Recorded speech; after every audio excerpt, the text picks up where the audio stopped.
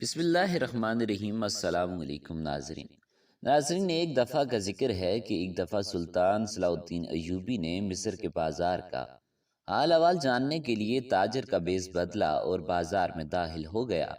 آپ رحمت اللہ علیہ چند دکانداروں کے پاس گئے، ان سے کچھ حال احوال پوچھا، تاجر کے روپ میں بازار کے بارے میں پوچھا، پھر جا کر ایک بازار کی نکر پر کھڑے ہو گئے۔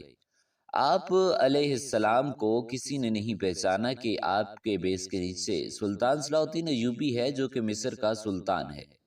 سلطان اپنی آنکھوں سے بازار کو بڑی باریکی سے دیکھ رہا تھا کہ کس طرح کے گاہک بازار میں آ رہے ہیں، کیا کیا چیزیں خرید رہے ہیں، کیا کیا چیزیں فروخت کر رہے ہیں، بازار میں تاجروں کا گاہکوں کے ساتھ کیسا رویہ ہے اور کس قسم کے گاہک بازار میں خریداری کر رہے ہیں۔ ابھی سلطان یہ چیزیں دیکھ ہی رہے تھے کہ آپ صلاح الدین ایوبی کی نظر ایک نوجوان پر پڑی، جس کو دیکھ کر سلطان صلاح الدین کی نظریں چند لمحوں کے لیے اس پر جم گئیں۔ وہ نوجوان بہت زیادہ خوبصورت اور حسین و جمیل تھا۔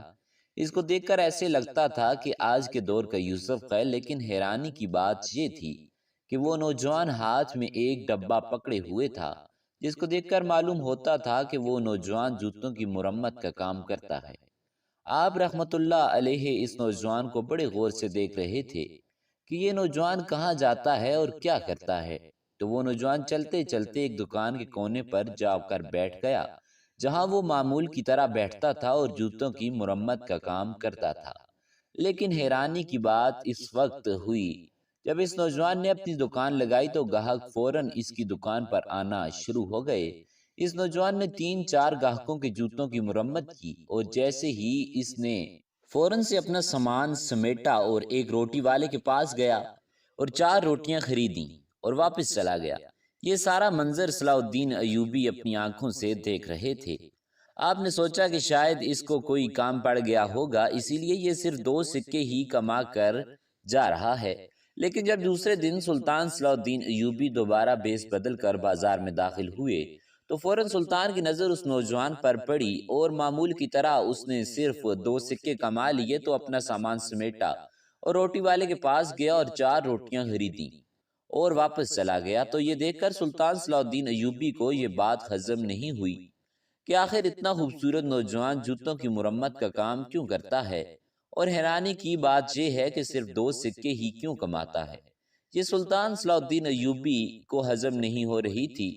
جب سلطان تیسرے دن بازار میں سلطان آیا تو پھر وہی چیز دہرائی گئی، تو اب سلطان کو مزید تجسس پیدا ہوا اور سلطان صلاح الدین ایوبی اس روٹی والے کے پاس گیا اور کہا کہ مجھے 2 روٹیاں چاہیے۔ روٹی والے نے سلطان کے ہاتھ میں 2 روٹیاں دیتے ہوئے کہا کہ 1 سکہ دے دو۔ سلطان معظم نے 1 سکہ ادا کرتے ہوئے کہا، یہ نوجوان تو جوتوں کی مرمت کا کام کرتا ہے، یہ صرف 4 سکے ہی کیوں کماتا ہے اور تم سے روٹی خرید کر واپس گھر کیوں چلا جاتا ہے؟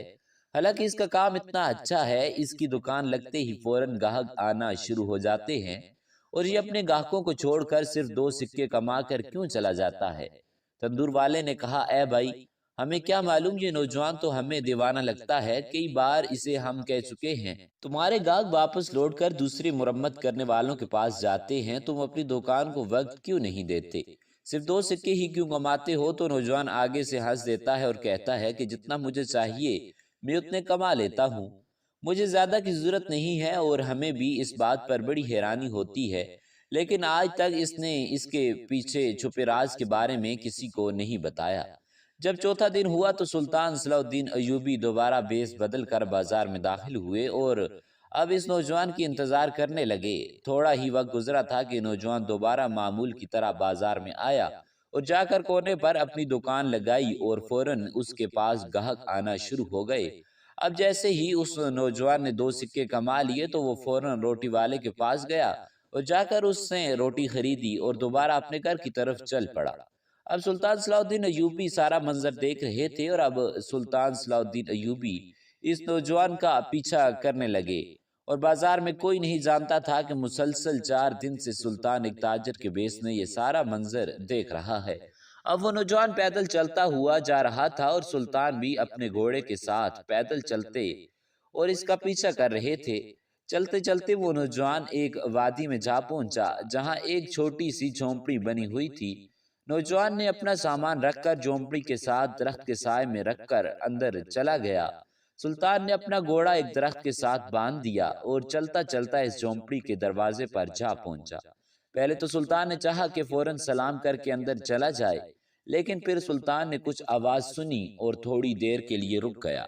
سلطان کو اندر سے کچھ آوازیں سنائی دیں تو سلطان نے جھونپڑی سے ایک سوراخ کے ذریعے دیکھنے لگا کہ اندر کون ہے اور یہ نوجوان کس کے ساتھ باتیں کر رہا ہے، اور آخر ایسا کیا راز ہے کہ یہ نوجوان صرف 2 ہی سونے کے سکے کما کر 2 روٹیاں خرید کر واپس کیوں چلا جاتا ہے۔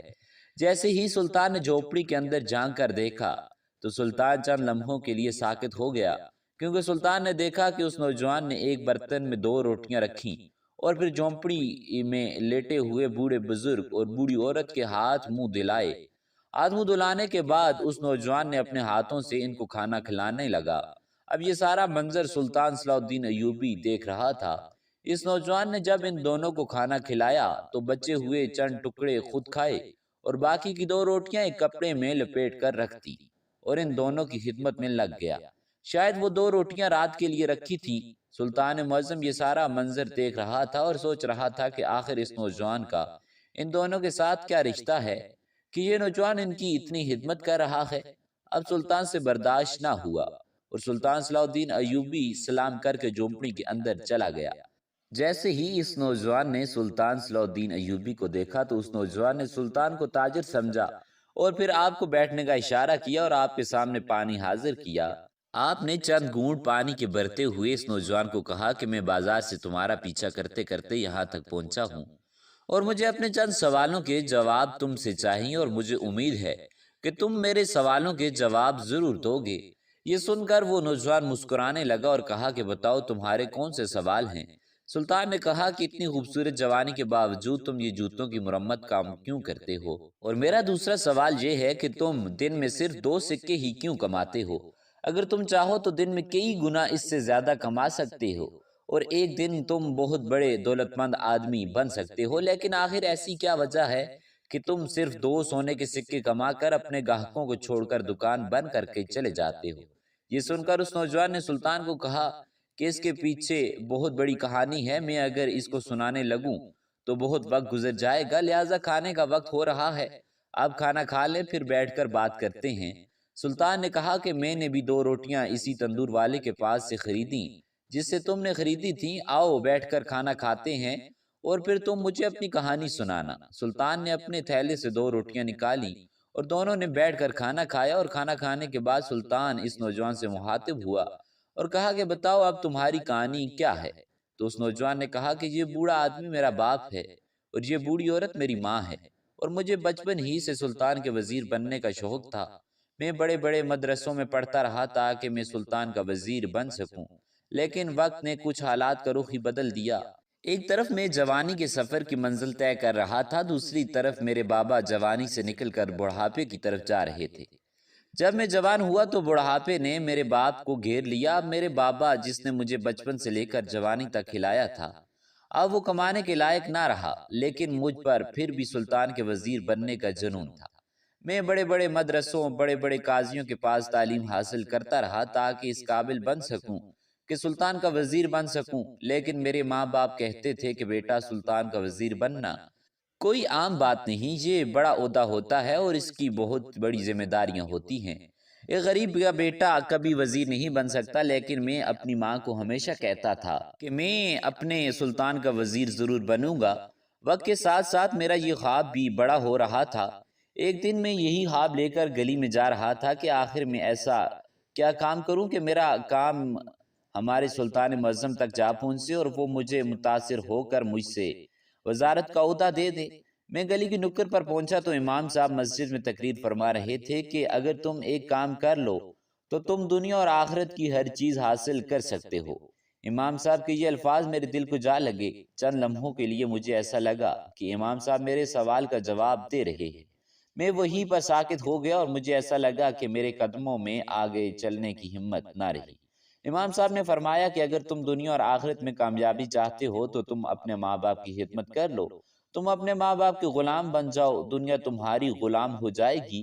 امام صاحب کے یہ الفاظ مجھے ہضم نہ ہوئے اور میں سیدھا امام صاحب کے پاس گیا اسے اپنی منزل کے بارے میں بتایا اور کہا کہ اگر میں اپنے ماں باپ کی خدمت کروں تو کیا میں اپنا خواب پورا کر سکتا ہوں؟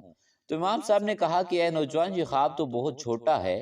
ماں باپ کی خدمت کا جو تجھے انعام ملے گا وہ تجھ سے سنبھالا نہیں جائے گا۔ یہ سن کر میں سیدھا گھر آیا اور اس دن سے آج تک اپنے ماں باپ کی خدمت کر رہا ہوں۔ اس خدمت میں مجھے اتنا سکون ملا کہ مجھے اپنا بچپن کا خواب بھول گیا۔ میرا دن رات اپنے ماں باپ کی خدمت میں گزرتا ہے۔ اس دن سے ہی میں نے اپنے بابا کا سامان اٹھایا اور کام کے لیے چل پڑا، اور اسی دن سے لے کر آج تک میں صرف 2 سونے کے سکے کما کر دوبارہ اپنے گھر کو آ جاتا ہوں اور اپنا سارا وقت اپنے بوڑھے ماں باپ کی خدمت میں گزارتا ہوں۔ اور یقین جانیے کہ مجھے اس خدمت میں دنیا داری بھول گئی ہے کہ میرا سلطان معظم کا وزیر بننے کا خواب کہیں ایسے سمندر کے پانی میں ڈوبا کہ آج تک دوبارہ واپس نہ آیا۔ اور جتنا سکون، جتنا اطمینان مجھے اپنے ماں باپ کی خدمت میں ملتا ہے، اتنا سلطان کا وزیر بن کر بھی شاید نہ ملتا۔ یہ سن کر سلطان صلاح الدین ایوبی مسکرانے لگے اور کہا، اگر تیری خدمت کا علم سلطان صلاح الدین ایوبی کو پتہ چل جائے اور وہ اگر تم سے متاثر ہو اور تمہیں اپنا وزیر بنانے کا حکم دے تو کیا تم اس کا وزیر بننے کے لیے تیار ہو جاؤ گے؟ تو یہ سن کر اس نوجوان نے کہا کہ میں اپنے سلطان پر جان قربان کر سکتا ہوں، لیکن اپنی ماں باپ کی خدمت چھوڑ کر سلطان کا وزیر نہیں بن سکتا۔ یہ سن کر سلطان صلاح الدین ایوبی مسکرائے اور اپنا بھیس ہٹایا اور کہا، کیا تم نے کبھی اپنے سلطان کو دیکھا ہے؟ تو اس نوجوان نے کہا، نہیں، ابھی تک اس گناہ گار آنکھوں نے اپنے عظیم سلطان کو نہیں دیکھا۔ تو سلطان صلاح الدین ایوبی نے اپنی نایام سے تلوار نکالی اور نعرہ بلند کرتے ہوئے کہا، آپ کا سلطان آپ کے سامنے ہے۔ یہ سن کر وہ نوجوان ہکا بکا رہ گیا۔ اسی وقت سلطان کے قدموں میں گر گیا اور کہا کہ سلطان معظم، مجھے معاف کر دیجئے، میں نے آپ کو پہچانا نہیں۔ یہ سن کر سلطان معظم اس نوجوان کو بازو سے پکڑ کر اٹھایا اور کہا کہ دیر سے صحیح لیکن تیرا خواب تھا آج پورا ہونے والا ہے، تجھے تیری کی ہوئی خدمت کا انعام مل رہا ہے۔ اس نوجوان نے کہا کہ سلطان معظم، جیسا کہ میں آپ کو بتا چکا ہوں، میں اپنے ماں باپ کی خدمت چھوڑ کر نہیں جا سکتا۔ تو سلطان نے کہا کہ کس نے آپ کو کہا ہے کہ تم اپنے ماں باپ کی خدمت نہ کرو؟ تم اپنے خواب کو بھی پورا کرو اور اپنے ماں باپ کی بھی خدمت کرو۔ اس کے بعد سلطان صلاح الدین ایوبی نے اس نوجوان کو 1 مہینے کی تربیت کے بعد اپنا وزیر بنا لیا۔ اس نوجوان نے سلطان صلاح الدین ایوبی کے ساتھ کئی جنگوں میں شرکت کی اور آپ نے کئی فتوحات حاصل کی۔ اسی طرح وہ نوجوان جس کا باپ جوتوں کی مرمت کا کام کرتا تھا، اس کا بیٹا ایک دن سلطان کا وزیر بن گیا، اور وہ کوئی عام سلطان کا نہیں تھا بلکہ سلطان صلاح الدین ایوبی کا وزیر تھا۔ دوستو، یہ تھا سلطان صلاح الدین ایوبی اور اس کے وزیر کا واقعہ، اور یہ تھا ماں باپ کی خدمت کرنے کا انعام۔ ناظرین، اگر آپ کو ہماری آج کی ویڈیو پسند آئی ہے تو ہمارا چینل سبسکرائب کر دیں تاکہ